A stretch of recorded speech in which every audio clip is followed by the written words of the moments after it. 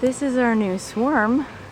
It goes all the way up that branch up there, and they are flying all around me.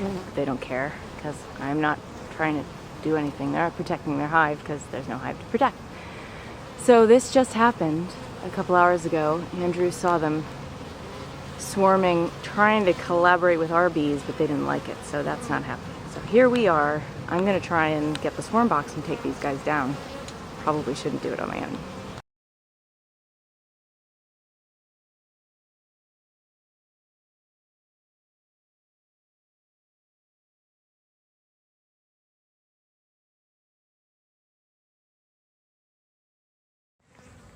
So we just cut a swarm out of a tree, this pittosporum back here, and we used some hoppers, we used a step ladder. We're up on the roof of a building, so we had a swarm box lying around, and so it has 2 frames in it.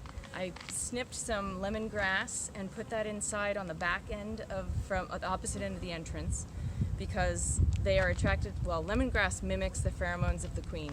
So we put some lemongrass in there to help make it feel like home.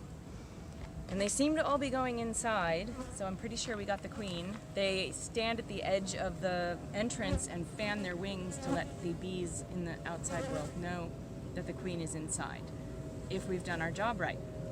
So we're gonna leave this swarm box up here overnight. We've put the lid on, and we've put some branches by the entrance that are from the tree that they were in. So hopefully that will do the trick. And we're gonna find a home for this swarm tomorrow.